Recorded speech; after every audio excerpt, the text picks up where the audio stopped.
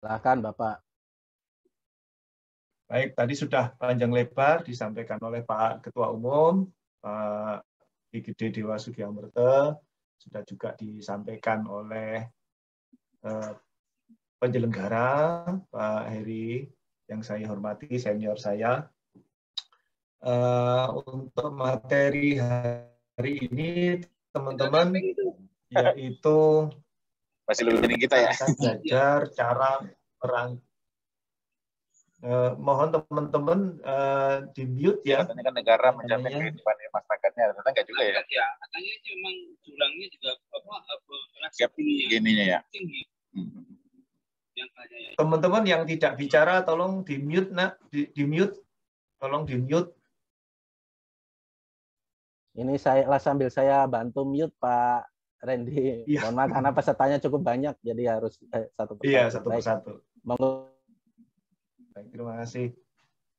Baik teman-teman, Bapak Ibu, kita hari ini akan belajar mengenai cara merangkai laporan kegiatan perencanaan pembangunan dan penyusunan angka kreditnya dalam format dan teknik policy brief.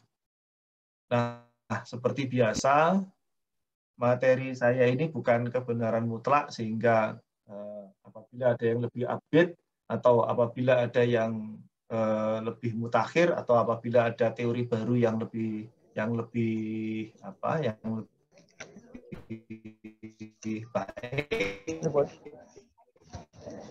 saya kira bisa disampaikan dalam forum ini untuk kita bisa diskusikan dan kita melengkapi sehingga kita bisa disebutkan penjelasan logis dalam memahami konsep merangkai laporan kegiatan perencanaan pembangunan dan penyusunan ARIF ya. Namun sepenuhnya tetap menjadi tanggung jawab teman-teman dalam rangka mempraktekannya ya, dan mempraktekkan dan mengimplementasikannya, sehingga tidak akan bisa memberikan manfaat bila teman-teman setelah memahami konsep ini, konsep cara merangkai laporan kegiatan perencanaan pembangunan dan penyusunan angka kreditnya ini, lalu teman-teman tidak mempraktekannya, jadi percuma juga ya. Jadi tetap teman-teman harus mempraktekannya dan harus menerapkannya ya.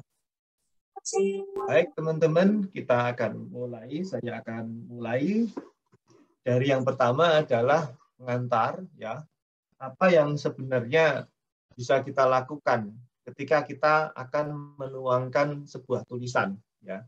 Maka ada 6 hal yang perlu kita dekati ya, pendekatannya. Yang pertama adalah kemampuan atau pengetahuan yang kita miliki itu harus melekat pada diri kita. Nah, ini tentu saja baru dapat kita lakukan ya. Jadi kemampuan dan pengetahuan yang melekat dalam diri kita ini tentu saja baru bisa dapat kita lakukan bila kita menuliskan sesuatu yang memang kita kerjakan. Menuliskan sesuatu yang memang kita kerjakan ya. Jadi kalau kita tidak mengerjakan apapun lalu kita kemudian ingin menuangkan ke dalam tulisan, ya kita nggak bisa, nggak tahu ya. Sehingga kuncinya adalah untuk bisa membuat tulisan adalah teman-teman melakukan sendiri pekerjaan itu ya. Jadi teman-teman melakukan sendiri pekerjaan itu dan kemudian barulah teman-teman bisa membuat tulisan ya. Kemudian yang kedua, bahwa teman-teman bisa melakukan penulisan, bisa membuat tulisan bila kemampuan dan pengetahuan yang teman-teman miliki itu memang ada di dalam alam pikirnya teman-teman. Ya, bukan di alam pikirnya orang lain, ya. Jadi kemampuan dan pengetahuan yang berada dalam pikiran seseorang itu sendirilah yang bisa kemudian dituangkan dalam tulisan. Jadi kalau itu merupakan bukan hasil diskusi atau bukan hasil pikiran dari teman-teman sendiri, tapi itu hasil pikiran dari orang lain, ya sulit ya untuk bisa dituangkan dalam tulisan. Kemudian yang ketiga adalah jenis kemampuan atau pengetahuan, ya, jenis pengetahuan dan pengetahuan yang teman-teman tuangkan dalam tulisan itu ya sesuai dengan pemahaman dan pengalaman dari teman-teman sendiri. sesuai dengan pemahaman dan pengalaman dari teman-teman sendiri. Contoh misalkan, bila teman-teman ingin menuangkan tulisan, misalkan judul tulisannya adalah laporan identifikasi perkiraan target pencapaian, laporan identifikasi perkiraan pencapaian target output mata anggaran kegiatan 16.06 di Dinas Pendidikan dan Kebudayaan Kabupaten Karawang tahun anggaran 2023 ya.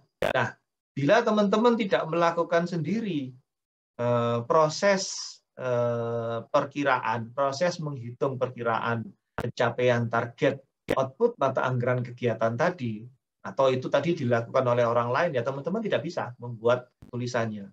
Atau teman-teman tidak memiliki kemampuan teknis dalam melakukan perkiraan atau melakukan prediksi tersebut, ya nggak bisa juga, ya teman-teman pasti akan mengalami kesulitan, ya. Sehingga jenis kemampuan dan pengetahuan itu menjadi penting ketika teman-teman akan membuat tulisan. Jadi kita harus berkaca kepada diri kita sendiri. Kalau kita ingin membuat laporan, tentu laporan yang harus kita tulis adalah laporan yang memang benar-benar tekniknya, metodologinya kita kuasai. Jangan coba-coba kita menulis suatu tulisan yang tekniknya, metodologinya kita tidak menguasai. Gitu ya.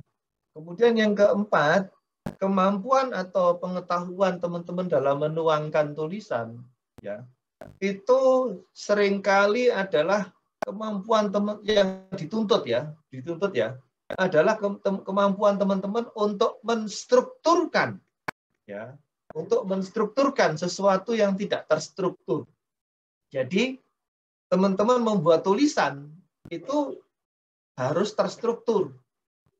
Justru tugas teman-teman ketika membuat tulisan, ya, dari hal-hal yang tidak terstruktur di luar, atau ketika teman-teman melakukan pekerjaan yang tidak terstruktur, misalkan teman-teman dalam rangka menyusun prediksi pencapaian target langkah, misalkan langkah 1, langkah 3, langkah 7, langkah 2, langkah 10, langkah 8. Nah, nggak terstruktur, ya. Nah, justru tugas teman-teman ketika melakukan penuangan ke dalam tulisan ini membuat menjadi terstruktur. Sehingga meskipun pelaksanaannya itu tidak terstruktur, tapi ketika menuangkan dalam tulisan harus terstruktur, harus terurut lagi. Menjadi langkah 1, 2, 3, 4, 5, 6. Nah, dengan demikian, suatu tulisan yang telah teman-teman tulis itu tadi itu ya, suatu laporan yang telah teman-teman tulis tadi itu justru membuat pembaca menjadi paham. Bukan pembaca berusaha keras untuk memahami tulisan Anda. Nah, itu ya. Jadi ini salah kaprahnya adalah pembaca diminta untuk memahami dengan keras apa yang Anda tulis, ya. Justru pembacalah yang tidak tahu sebetulnya, sehingga pembaca menjadi lebih tahu atau menjadi tahu gara-gara tulisan yang Anda laporkan. Ini penting, ya. Ini penting banget, ya. Ini seringkali laporan yang teman-teman tulis justru membuat pembaca karena tulisan teman-teman tidak terstruktur. Nah, ini ya, ini kunci yang keempat, pendekatan yang keempat, ya. Jadi tugas teman-teman ketika menuangkan laporan dalam tulisan, ya, menuangkan tulisan laporan, ya, itu justru menstrukturkan yang tidak terstruktur, kemudian mendefinisikan sesuatu yang sebelumnya tidak terpikirkan untuk kita pernah mendefinisikan, ya. Kemudian juga tulislah laporan itu dalam bahasa yang formal, ya, bukan dalam bahasa gaul. Misalkan bahasa gaul itu ada laporan yang pakai misalnya NAH, nah dengan demikian saya menjadi lebih paham sehingga disimpulkan. Nah, itu kayak bahasa gaul, ya. Nah, seperti itu tidak baik atau tidak tepat untuk dijadikan bahasa tulisan, ya. Nah, yang kelima teman-teman, konten daripada laporan yang teman-teman tulis, ya, konten dari laporan yang teman-teman tulis itu sudah mencakup keseluruhan pemahaman yang inherent yang teman-teman miliki. Jadi kalau teman-teman memiliki kemampuan apapun, tuangkan dalam tulisan itu, ya. Bila teman-teman memiliki kemampuan narasi yang bagus, maka tuangkan dalam bahasa tulis yang bagus.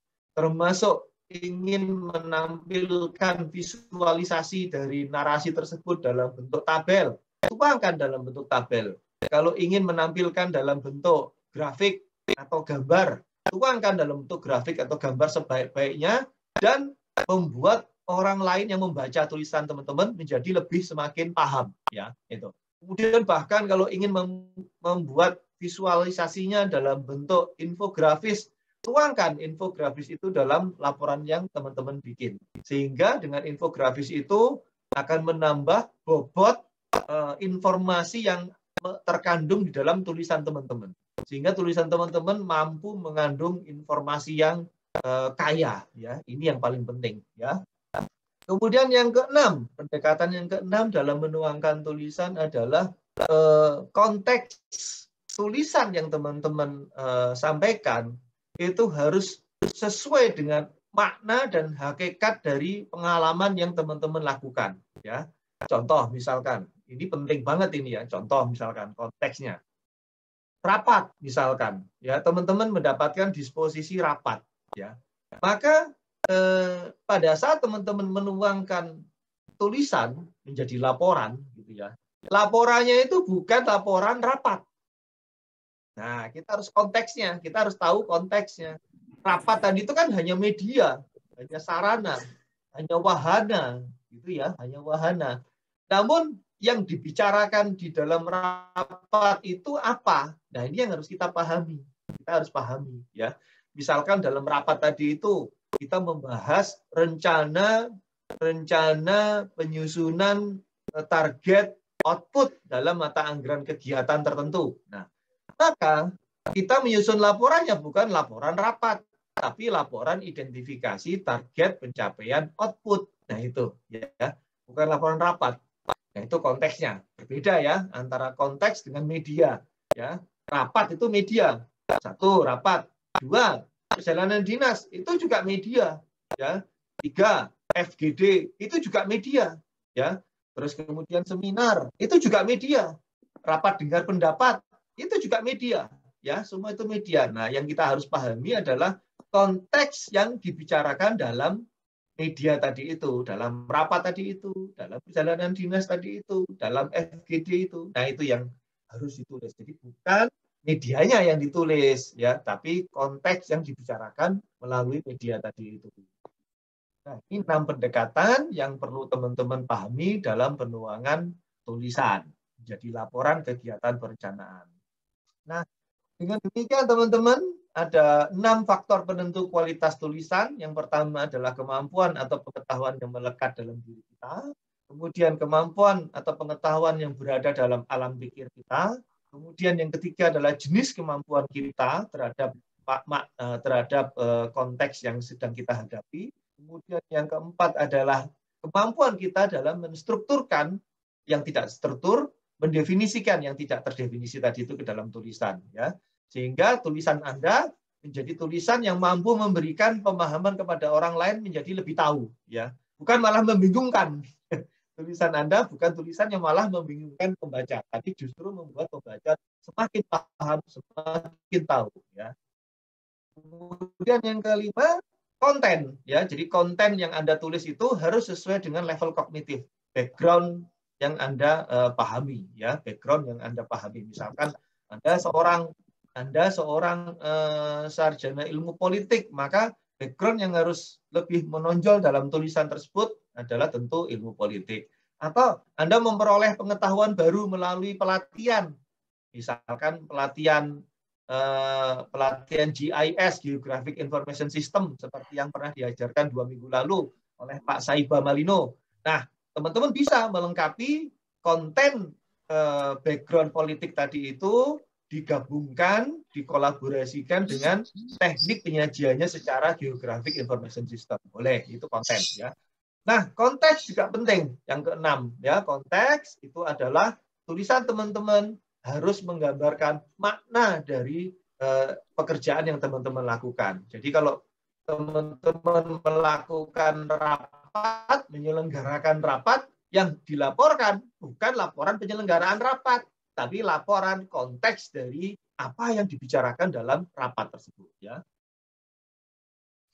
Dengan demikian, bagaimana cara menuangkannya 6 pendekatan ini ke dalam 5 langkah, ya, ke dalam 5 langkah yang insya Allah mudah-mudahan pagi ini kita diskusikan ya sehingga teman-teman menjadi lebih paham. Ini saya sangat menuntut sekali semua teman-teman, semua peserta ini mengikuti benar satu persatu, slide per slide yang akan saya jelaskan di sini. Sebab kalau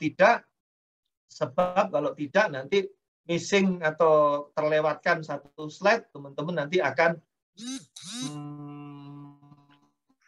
mungkin akan kurang sempurna pemahamannya ya. Oke, langkah pertama ya. Langkah pertama sebelum saya masuk ke langkah pertama, ini semua